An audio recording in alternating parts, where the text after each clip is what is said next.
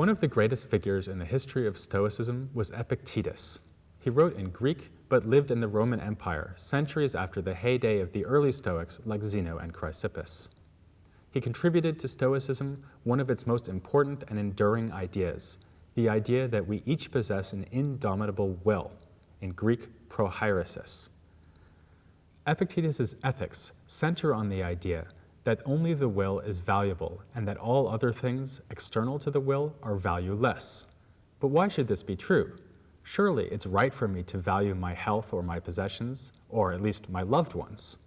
Well, says Epictetus, you can value these things if you want, but I wouldn't recommend it. After all, these things are vulnerable. They can be taken away by powers outside of your control. Your loved ones can get sick and die. A tyrant can come along and chain you up or kill you. So if you want to be in control of the things that you value, if you want it to be up to you whether or not you live a happy life, then you should concentrate on the one thing over which you and you alone have power, namely, your will. As he says in one of the more chilling passages in all of ancient philosophy, what harm does it do to pick up my child each day and whisper in its ear, tomorrow you will die? We may be surprised to find this idea of an indomitable will showing up in the context of Stoicism. After all, the Stoics were notoriously determinists.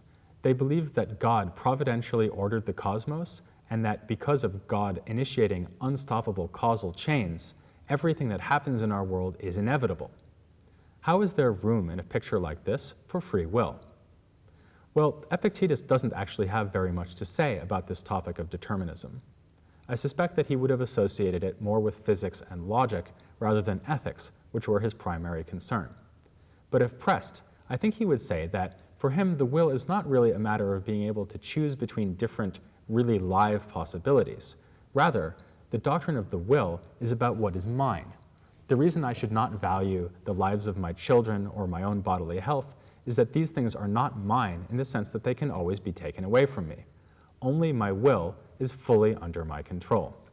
This is why Epictetus put the will at the center of his ethical doctrine, and it would remain at the center of Stoic philosophy and then Platonic philosophy and Christian philosophy for centuries to come.